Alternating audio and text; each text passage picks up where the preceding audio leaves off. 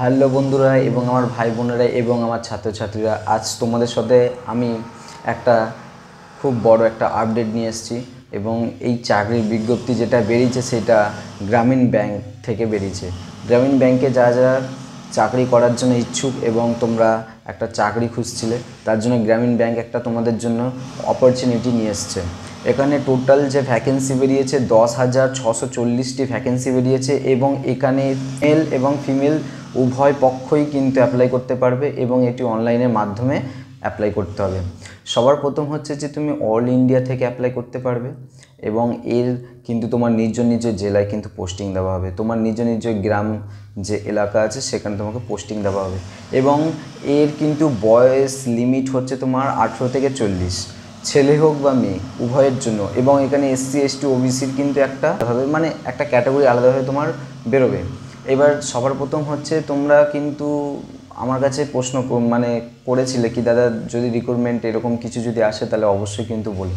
দেখো, তোমার যে এক্সাম প্যাটার্ন সেটা হচ্ছে তোমার প্রথমে তোমার রিটেন এক্সাম হবে এবং তারপরে তোমার ইন্টারভিউ হবে, তারপরে তোমার ডিভি হবে, ডকুমেন্ট ভেরিফিকেশন হবে। এবার একটা যে দিক সেটা হচ্ছে তোমার এই পোস্ট দুটো বেরিয়েছে, একটা হচ্ছে ক্লার্কের জন্য, একটা অফিসারের জন্য। ক্লার্কের পোস্টে কিন্তু শুধু অনলি ফর রিটেন এক্সাম হবে, কোনো কিন্তু ইন্টারভিউ হচ্ছে না।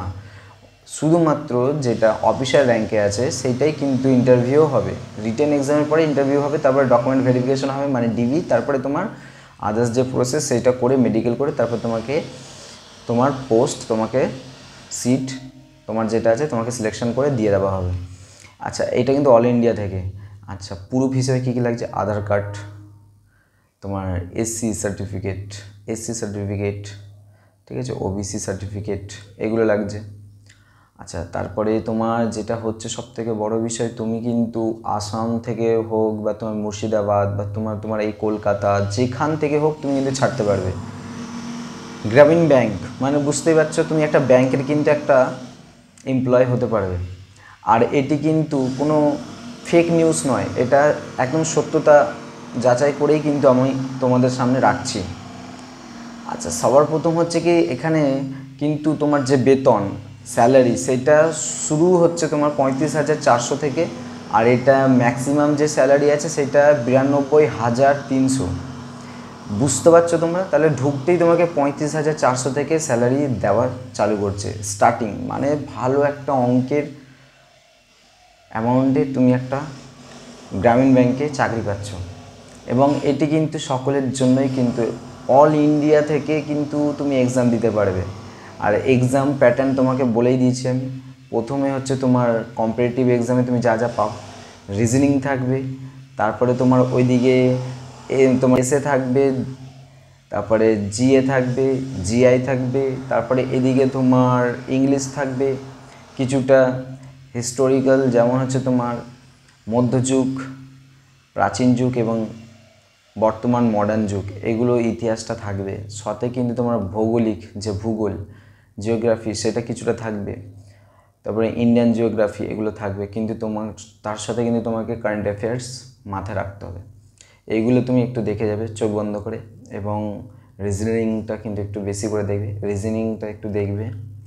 সাথে আরও ভালো করে যাতে তুমি সিলেকশনটা নিতে পারো তার জন্য কিন্তু অন্য যে বইগুলো আছে রেলের বা তোমার আদার্স যে তোমার ব্যাংকের জাতীয় যত বই আছে, ব্যাংক জাতীয় সম্বন্ধে যত বই আছে কমার্শিয়ালভাবে, তুমি যদি কমার্সের স্টুডেন্ট হয়ে থাকো তাহলে তোমার তো আরও সুবিধা, কারণ তুমি ব্যাংকের সম্বন্ধে জানো। তাই তুমি একটু ভালো করে পড়লে তুমিই পাবে।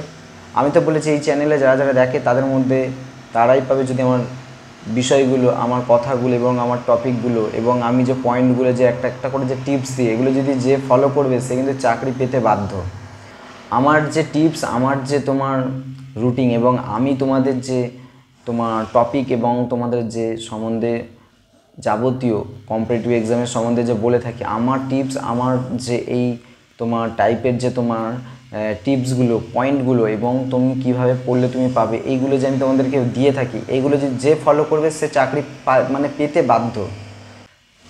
সে যদি এগুলোকে ফলো রাখে সে কিন্তু চাকরি পেতে বাধ্য, কেউ তাকে আটকাতে পারবে না, সে চাকরি পাবেই।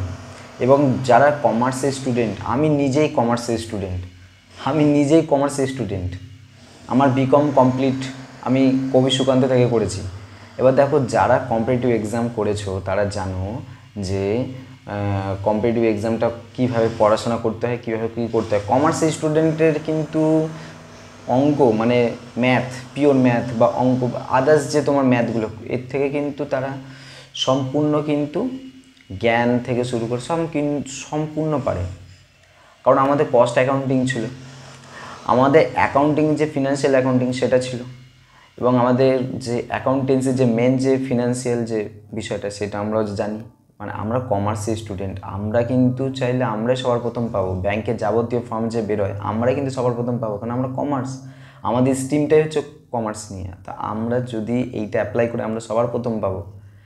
10টা স্টুডেন্ট যদি দাঁড়িয়ে থাকে সেখানে যদি আমি একা কমার্স হই, সবার প্রথম আমাকেই নেবে তারা, তাই না? কারণ আমি ব্যাংকের সম্বন্ধে জানি। এইটা হচ্ছে সবথেকে বড় একটা হেল্পফুল বা একটা বেনিফিট তুমি পাবে। তাই আমি বলি সকলকে, কি তোমরা সকলে আসো, তোমরা কিন্তু ফর্মটা ফিল আপ করো। 27শে জুলাই কিন্তু এক্সাম, বা তুমি এইটা কিন্তু অ্যাপ্লাই করতে ছেড়ো না, তুমি করো। সামনে আরও পিএসসি আসবে, ডাব্লিউবিপি আছে, বা আদার্স যত ধরনের আমাদের রাজ্য সরকারি এক্সাম আছে আমি সম্পূর্ণ দেবো। সামনে একটা বরোদা ব্যাংকের ফর্ম ফিল আপ হচ্ছিলো, তোমাদেরকে আপডেট আমি দিয়েছিলাম। তাই সকলে আমার চ্যানেলটাকে সাবস্ক্রাইব করো, কমেন্ট করো, শেয়ার করো, পাশে থাকো, লাইকও করবে, এবং আমাকে আরও এগিয়ে নিয়ে তোমরা যাবে। কারণ এরপরে আরও বেশি বেশি যে আপডেট বা আদার্স যে রিক্রুটমেন্ট বেরোবে আমি তোমাদেরকে সবার প্রথম পাবলিশ করব। তাই সকলে ভালো থেকো। আমি এখানেই আমার ভিডিওটি সমাপ্ত করলাম।